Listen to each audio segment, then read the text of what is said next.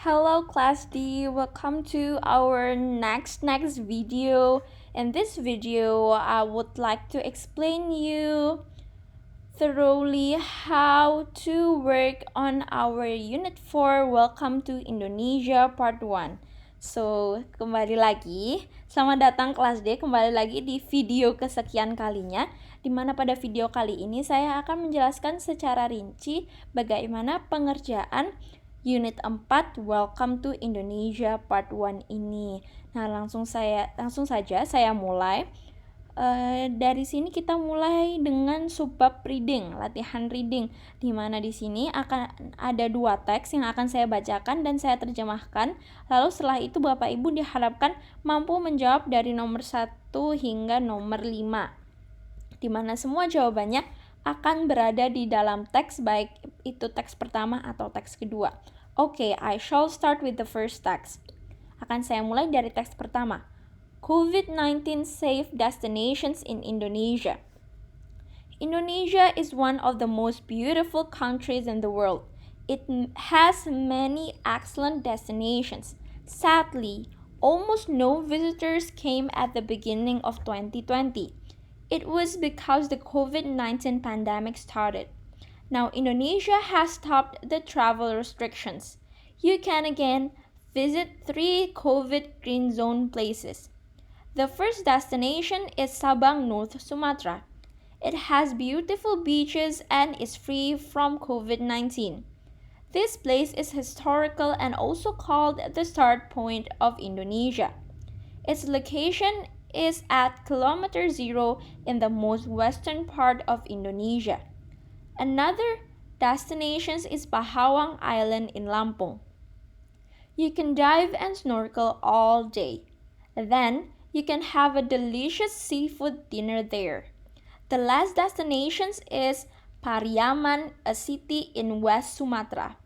It is famous for its beaches such as Tiram Beach and Gandoria Beach. It may be dangerous to travel during this pandemic, but you can safely enjoy those COVID-19 free destinations.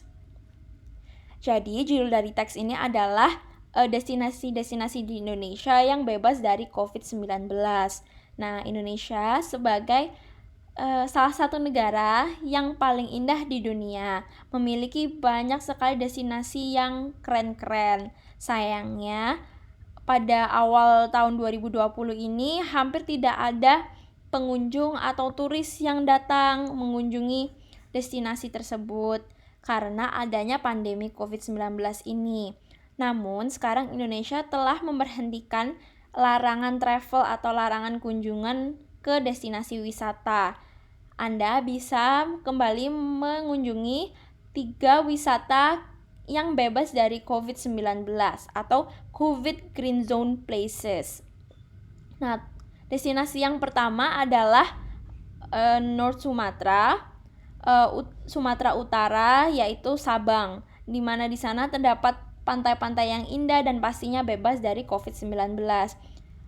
Kota ini juga merupakan tempat yang bersejarah dan dapat dibilang sebagai titik mulai dari Indonesia, karena Sabang itu kan lokasinya di kilometer 0 dari bagian paling barat Indonesia, kan seperti yang Bapak Ibu ketahui, Indonesia ada dari Sabang sampai Merauke. Destinasi selanjutnya adalah Pulau Pahawang di Lampung, di mana di sana Anda bisa diving dan snorkeling seharian penuh, dan Anda juga bisa menikmati sajian-sajian seafood yang enak-enak. Nah, destinasi terakhir adalah Pariaman, sebuah kota di Sumatera Barat yang terkenal juga akan pantai-pantainya, seperti Pantai Tiram dan Pantai Gandoria. Memang mungkin beresiko atau bahaya untuk travel, untuk bepergian di saat pandemi seperti ini. Tapi Anda bisa secara aman mengunjungi tempat-tempat tadi, destinasi-destinasi tadi yang telah disebutkan yang bebas dari COVID-19 atau COVID-19 free destinations, atau istilah lainnya COVID Green Zone Places, seperti itu. Langsung saya lanjut ke teks kedua ya Bapak Ibu. Guides for Food Lovers in Indonesia. For food lovers, traveling in Indonesia during the pandemic can be difficult. A lot of delicious foods are sold and served outdoor. They make most dishes manually or by hand. Do not worry. Before you choose where to eat, you can do these 3 things. First, pay attention to the cook's or food server's hygiene. If they wear face masks and gloves, you can enjoy the food. If not, you may want to find another food stall. Next, carry your own cutlery. Food stalls in Indonesia are often understaffed. There is limited time to wash the cutlery. Lastly, bring your own disinfectant. Keep a hand sanitizer or wet wipes in your bag. You can clean your hands before and after you eat. Follow these steps, then you can safely enjoy delicious traditional Indonesian dishes. Ini judul teksnya adalah panduan bagi para pecinta kuliner atau pecinta makanan di Indonesia. Bagi para pecinta kuliner, traveling di Indonesia khususnya di saat pandemi seperti ini mungkin sedikit sulit. Banyak makanan-makanan enak di Indonesia yang dijual atau dihidangkan di outdoor, di luar ruangan. Dan mereka biasanya membuat makanan itu menggunakan tangan atau secara manual. Namun jangan khawatir, sebelum Anda memilih untuk makan di luar, Anda bisa melakukan 3 hal berikut. Yang pertama, perhatikan apakah si chef atau yang membuat makanan dan yang menyajikan makanan itu higienis atau tidak. Nah, jika mereka menggunakan masker atau sarung tangan, Anda bisa menikmati makanannya. Jika tidak, sebaiknya Anda mencari stand makanan atau food stall lainnya. Nah, hal selanjutnya adalah carry your own cutlery. Cutlery itu adalah alat makan sendiri, misalnya sedotan, sendok, atau garpu. Jadi Anda diharapkan untuk membawa alat makan sendiri. Karena stand-stand makanan di Indonesia itu sering understaffed. Understaffed itu sedikit pegawainya, seperti itu. Nah, there is limited time to wash the cutlery. Nah, karena understaffed tadi, kan waktunya sedikit, waktunya untuk pegawai-pegawai itu sedikit untuk cuci alat makan. Kan biasanya mereka cuci-cucinya jadinya terburu-buru kan. Nah, hal yang terakhir adalah to bring your own disinfectant. Bawa disinfektan Bapak Ibu sendiri, seperti hand sanitizer atau tisu basah or wet wipes yang dapat Ibu Bapak taruh di tas Ibu Bapak. Nah, Anda sebaiknya membersihkan tangan sebelum dan sesudah makan. Ikuti tahapan-tahapan ini, maka Anda akan dapat menikmati makanan tradisional Indonesia dengan aman. Nah, langsung kita menjawab pertanyaan yang kita mulai dari pertanyaan nomor 1, yaitu what does COVID green zone mean? Apa yang dimaksud dengan COVID green zone? Tadi saya sempat jelaskan ya, mungkin Bapak Ibu bisa tulis kembali di jawaban Bapak Ibu.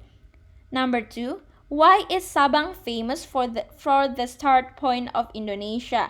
Mengapa Sabang terkenal sebagai titik mulai dari Indonesia? Nomor 3, what are the 2 water sports mentioned in the text? Apa saja 2 jenis olahraga air yang disebutkan di dalam teks? Oke, saya berikan clue. 2 jenis olahraga air ini dapat dilakukan di Pahawang Island di Lampung. Itu ya Bapak Ibu, clue atau hint dari saya. Clue itu bahasa Indonesianya apa ya? Petunjuk dari saya, seperti itu. Langsung lanjut ke nomor 4. Where do Indonesian food stalls usually take place? Nah, di mana stand-stand makanan Indonesia biasanya bertempat? Ini clue-nya itu ada di kalimat kedua, di teks yang kedua, di teks Guides for Food Lovers in Indonesia, kalimat kedua. Nah, untuk nomor 5, how is the food generally processed in Indonesia? Bagaimana secara umum makanan di Indonesia itu diproses. Ini juga ada di teks kedua, di kalimat ketiga. Itu clue-nya ya Bapak Ibu. Semoga bisa menjawab dengan mudah. Lalu, selesai dengan reading, kita lanjut ke vocabulary atau kosakata. Nah, untuk menambah kosakata Bapak Ibu, khususnya dalam bahasa Inggris, di sini di dalam box atau persegi panjang itu sudah ada beberapa kata yang definisinya itu ada di nomor 1 sama 5. Nah, di sini kita tinggal mencocokkannya saja. Nah, saya akan bacakan setiap kata-kata di persegi panjang tersebut dan artinya apa. Mungkin arti secara perkata ya, bukan definisinya. Nanti definisi 1 sampai 5 akan saya terjemahkan. Gloves artinya sarung tangan. Wet wipes artinya tisu basah. Travel restrictions adalah larangan untuk bepergian atau larangan untuk bertravel, untuk traveling. Pandemic, pandemic. Face mask, masker muka. Disinfektan atau alat-alat untuk menjaga kehigienisan. Food stall, stand-stand makanan. Cutlery, alat makan dan minum. Contohnya bukan pisau. Biasanya Bapak Ibu bawa sendiri itu kan sumpit, sendok, garpu, sedotan. Nah, itu. Green zone, daerah bebas atau daerah aman. Understaffed, pegawainya sedikit. Nah, saya akan terjemahkan dari nomor 1 ya definisinya. A set of rules when you cannot visit other cities or countries. Sebuah aturan di mana Anda tidak dapat mengunjungi negara atau kota lain. Nah, ini istilahnya yang cocok. Saya berikan contoh ya. Jawabannya adalah travel restrictions ya. Nah, untuk 2 dan 5 saya harap Bapak Ibu mampu jawab sendiri, namun saya akan tetap terjemahkan. An area that is safe from dangerous illness. Sebuah area yang bebas dari penyakit-penyakit berbahaya. Nomor 3. An pandemic of dangerous and infectious illness in large regions, cities, countries, or even continents. Sebuah epidemi yang berbahaya dan menular, penyakit yang berbahaya dan menular di area-area atau daerah-daerah yang luas, kota, negara, atau bahkan benua. Nomor 4, tools you use to eat your food. Alat-alat yang Anda gunakan untuk memakan makanan Anda. Nomor 5, a condition where a place of business has few workers. Sebuah kondisi di mana sebuah tempat bisnis memiliki pegawai yang sedikit. Nah, kita langsung lanjut ke listening ya Bapak Ibu. Nah, di sini untuk listeningnya Bapak Ibu bisa dengarkan sendiri. Recording for akan saya setelkan juga di sini dan nanti akan saya terjemahkan jawaban pertanyaannya dari nomor 1 hingga 5. Nah, jika nanti Bapak Ibu ingin mengulangi recordingnya boleh, nanti filenya akan saya kirimkan terpisah di grup. Oke. Kalau begitu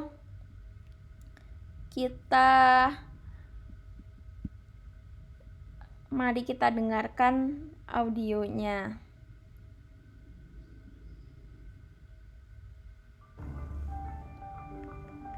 Fear of the spreading coronavirus is emptying Bali's famous beaches.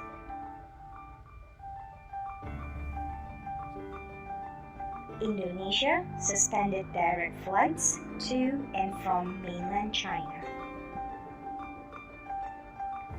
The nation also stopped issuing visas on arrival to Chinese citizens.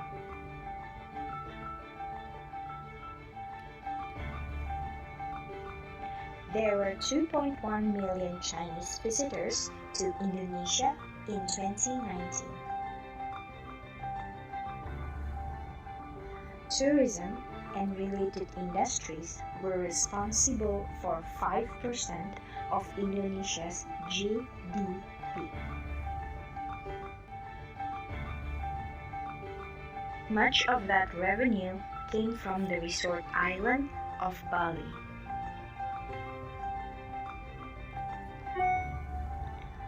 Indonesia could miss its target of 17.3 million tourist arrivals in 2020. Nah, tadi itu audionya memang cenderung kecil suaranya. Nah, maka dari itu tetap saya kirimkan recordingnya untuk Bapak Ibu dengarkan sendiri. Nah, sekarang akan saya terjemahkan pertanyaannya ya. Untuk yang pertama, what places are empty because of coronavirus? Tempat-tempat apa sih yang kosong dikarenakan adanya coronavirus? Nomor 2, which country cannot fly to and from Indonesia? Negara mana yang tidak dapat mengunjungi ke atau dari Indonesia? Nomor 3, how many Chinese visitors came to Indonesia in 2019? Beberapa pengunjung dari Cina yang mengunjungi Indonesia pada 2019. Nah, untuk nomor 3 ini jawabannya berupa angka yang bisa Bapak Ibu dengarkan di audio. Jadi tolong dengarkan dengan seksama ya agar angkanya tepat. Nah, nomor 4, what industries were responsible for 5% of Indonesia's GDP? Industri mana sih yang berperan untuk memberikan 5% bagi GDP Indonesia? Number 5, what is Indonesia's target in 2020? Apa target Indonesia sebenarnya untuk tahun 2020 ini? Nah, ini juga berupa angka, jadi saya harap Bapak Ibu dengarkan dengan seksama agar angkanya juga benar ya ditulisnya. Oke, kita langsung lanjut ke exercise 2 discussion. Kemarin di kelas kita udah diskusi secara singkat, secara cepat tentang ide-ide apa saja sih yang harus ditingkatkan oleh turisme untuk menghadapi masalah-masalah saat pandemi coronavirus ini. Nah, untuk Bapak Ibu boleh diskusikan dengan teman atau anggota keluarga di rumah menggunakan bahasa Inggris. Hasil diskusinya tidak perlu dituliskan. Sekali lagi, hasil diskusi tidak perlu dituliskan karena ini sebenarnya tujuannya hanya untuk practice speaking in English. Seperti itu. Nah, kita sekarang belajar langsung ke grammar atau grammatical mengenai past tense. Kan kemarin di unit sebelumnya kita sudah belajar future simple dan present continuous. Sekarang kita belajar past tense. Nah, untuk past tense ini penjelasannya bisa dilihat di PPT yang saya share. Ini PPT-nya nanti bentuknya seperti ini. Nah, ini saya bukakan PPT-nya sambil saya jelaskan. Nah, past tense lebih lengkapnya itu simple past tense merupakan hal-hal yang terjadi di masa lampau atau past. Past itu artinya masa lampau. Nah, bentuk-bentuk kalimatnya bisa seperti ini. Pertama itu subject ditambah was atau verb plus adjective. Nah, was itu bentuk pastnya dari is dan were itu bentuk pastnya dari are. Kalau I am itu juga jadinya I was, seperti itu. Contohnya, they were happy. Happy merupakan adjective. Nah, selanjutnya kalau mau bentuk kalimat negatif bisa diganti tinggal wasn't atau weren't. Terus kalau untuk pertanyaan was atau were-nya pindah ke depan. Contohnya, were they happy? Seperti itu. Untuk bentuk selanjutnya yang menggunakan kata kerja, kan tadi menggunakan kata sifat ya. Untuk kata kerja pastinya menggunakan verb to. Karena verb to itu paten untuk digunakan dalam bentuk past tense. Nah, tinggal ditambahkan subject plus verb to. Seperti ini, you laughed. Kalau mungkin mau lebih panjang kalimatnya bisa ditambahkan object atau complement. Nah, untuk kalimat bentuk negatifnya ini lain kondisinya itu menggunakan didn't. Didn't itu bentuk past atau bentuk lampau dari don't. Nah, karena sudah didn't ini sudah menunjukkan bentuk lampau, maka verbnya yang digunakan tetap verb 1, bukan verb 2 ya. Jadi kalau udah ada did atau didn't yang digunakan verb 1. Nah, sama halnya dengan pertanyaan, did-nya hanya digeser ke depan, jadinya did plus subject plus verb 1. Karena sudah ada did, maka tetap pakai verb 1. Contohnya, did you laugh? Seperti itu. Nah, berbicara tentang verb to itu ada yang regular dan irregular. Nah, yang regular itu bentuk verb to-nya hanya verb 1 ditambah ed. Contohnya work, jadi worked. Seperti itu. Nah, selanjutnya irregular verb atau bentuk yang irregular. Nah, itu verb to-nya bentuknya beda jauh dengan verb one-nya. Contohnya eat jadi ate. Nah, ini contoh-contoh banyak. Itu contoh-contoh irregular verb itu bentuknya banyak. Contohnya bisa diakses di link ini. Nah, untuk PPT ini sudah saya share di grup ya Bapak Ibu, jadi bisa tolong dicek. Nah, kita kembali lagi ke modul. Oke. Nah, di modul ini sesuai yang saya jelaskan tadi, ini kan ada regular verbs, ada irregular verbs, ini beberapa contohnya. Nah, saya harap dengan penjelasan tadi, Bapak Ibu paham, langsung kita lanjut mengerjakan exercise 1 ya. Dimana di dalam kurung ini ada kata-kata masih bentuk simpelnya, verbnya masih bentuk simple atau bentuk present atau verb 1. Kita harus mengubahnya menjadi verb 2 karena konteksnya ini past tense. Saya berikan contoh yang pertama. My husband and I blah blah blah Bali before the COVID-19 pandemic started. Yang menunjukkan ini masa lampau itu kan kalimat before the COVID-19 pandemic started. Berarti itu sudah berlalu kan. Maka dari itu visit di sini saya ganti dengan visited. Nah, saya tulis. Oke, coba saya ketikkan. Ini jadinya jawabannya visited. Karena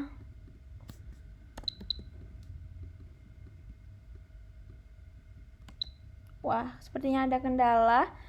Jadi jawabannya adalah visited. Tinggal visit ditambahi ed karena visit merupakan regular verbs. Nah, untuk selanjutnya saya harap Bapak Ibu mampu menjawab sendiri. Saya hanya akan terjemahkan kalimat-kalimatnya. We blah blah blah the midnight flight because it was cheap. Kita bla bla bla pesawat di tengah malam karena harganya murah. When we were young, we often bla bla bla around Southeast Asia. Di saat kita muda, kita sering bla bla bla keliling Asia Tenggara. We bla bla bla a rented car during our holidays. Kita bla bla bla mobil pinjaman saat masa liburan kita. Our favorite activity was when we blah blah blah seafood at the beach. Aktivitas favorit kita adalah ketika kita bla bla bla seafood di pantai. Seperti itu. Nah, kita langsung lanjut ke exercise 2. Exercise 2 ini kita juga melengkapi garis-garis yang kosong. Nah, di mana kata-kata yang ada di kota ini masih dalam bentuk verb 1. Jadi nanti kita tuliskan kembali untuk melengkapi mana sih yang cocok di 1, 2, dan seterusnya menggunakan verb 2. Kita ubah jadi verb 2. Nah, contohnya itu drink artinya minum jadi drank. Are artinya ya sebagai to be, maka jadinya seperti tadi yang saya jelaskan jadinya were. Stay artinya bertempat tinggal itu stayed, tinggal ditambahkan ed. Sell jadinya sell menjual jadinya sold. Walk jadinya jalan jadinya walked. Dan rent menyewa jadinya kalau verb to jadi rented. Seperti itu. Nah, langsung saya bacakan saja ya kalimat-kalimatnya. Saya harap Bapak Ibu mampu menjawab sendiri.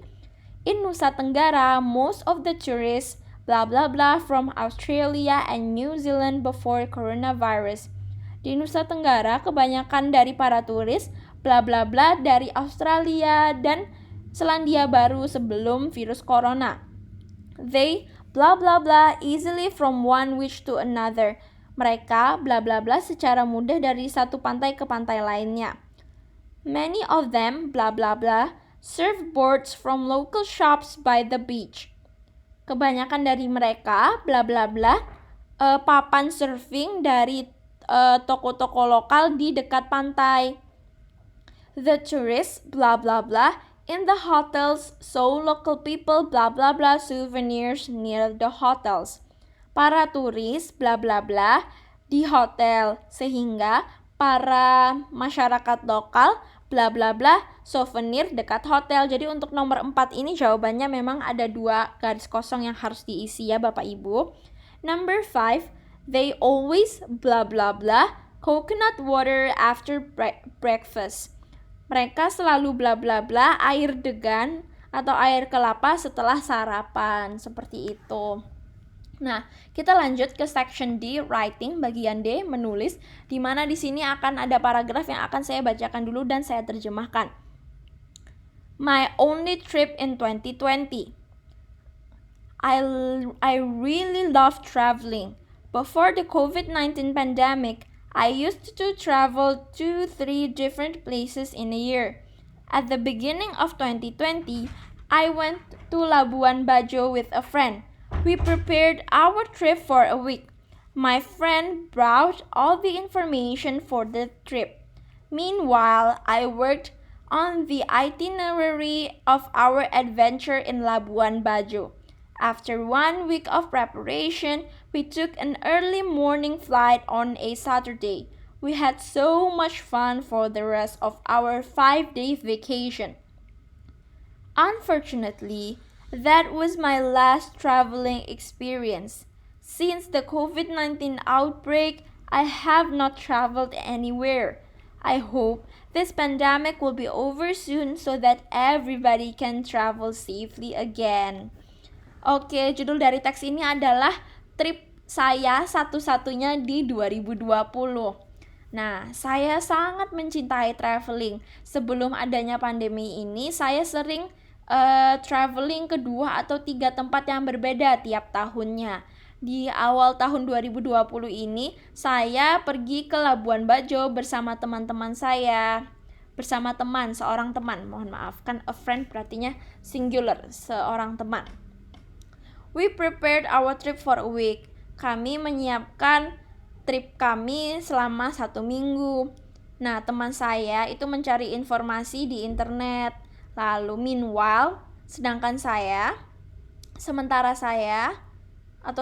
itu, saya mengerjakan itinerary. Saya membuat itinerary untuk nanti trip kita di Labuan Bajo. Setelah 1 minggu persiapan, kita mengambil pesawat yang pagi pada hari Sabtu dan kami we had so much fun. Kita liburannya sangat seru. Itu merupakan liburan selama 5 hari. Namun sayangnya itu merupakan traveling experience, pengalaman traveling saya yang terakhir sejak adanya COVID-19 outbreak. Outbreak itu artinya sama dengan pandemi. Saya tidak pernah travel lagi kemana-mana. Saya harap pandemi ini bisa segera berakhir sehingga semua bisa travel secara aman kembali, seperti itu. Nah, langsung kita kerjakan di exercise 1 di mana instruksinya kan di teks ini sudah banyak contoh kalimat past tense. Contohnya I used to travel. Used itu kan bentuk past ya dari use. Nah, saya harapkan Bapak Ibu dari kalimat 1 sampai 5 mampu membuat sendiri kalimat past tense. Terserah apapun itu kalimatnya, yang penting dalam bentuk past tense dari nomor 1 hingga 5. Nah, kita lanjut ke speaking. Section E, speaking, di mana dalam speaking ini tugasnya berbeda, di mana kita akan tugasnya akan membuat video. Nah, videonya itu akan saya jelaskan lebih lengkap di presentasi ini. Mohon maaf, akan saya jelaskan lebih lengkap di presentasi ini. Nah, tugas videonya itu Bapak Ibu diharapkan untuk membuat 2 video, di mana video pertama tentang liburan terakhir Bapak Ibu, durasinya 2-5 menit dalam bahasa Inggris, dan mohon untuk Bapak Ibu wajahnya kelihatan ya kalau Bapak Ibu yang ngomong di videonya, seperti itu. Nah, untuk video yang kedua itu mengenai destinasi turis di Indonesia. Jadi Bapak Ibu diharapkan untuk menjelaskan destinasi manapun di Indonesia yang menurut Bapak Ibu menarik untuk diceritakan. Untuk ketentuannya sama, durasi 2-5 menit dalam bahasa Inggris, dan tolong perlihatkan wajah Bapak Ibu ya saat bercerita. Nah, contoh videonya itu bisa seperti ini. Saya ragu apakah suaranya akan terdengar atau tidak. Tapi video ini pastinya akan saya bagikan sebagai contoh di grup nanti. Hi, I am Gadis Liwati and I would like to share you about my most interesting holiday I have ever been. Well, actually, this was the last holiday I've ever been. Dan seterusnya ya, seperti itu Bapak Ibu. Nah, saya harap nanti Bapak Ibu nggak kesulitan karena contoh akan saya bagikan. Nah, kalau begitu, oh ya, untuk instruksi pengerjaan video itu lebih lengkapnya ada di PPT ini ya Bapak Ibu yang sudah saya share di grup. Nah, kita lanjut ke review.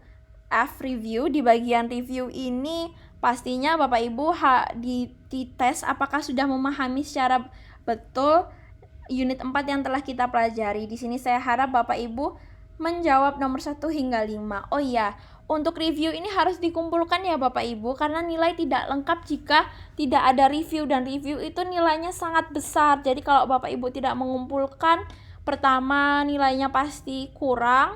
Lalu sebenarnya juga ini hal yang paling wajib, ini nih hal yang paling kita lihat untuk evaluasi apakah Bapak Ibu sudah memahami atau belum. Nah, saya akan terjemahkan pertanyaan nomor 1 hingga nomor 5.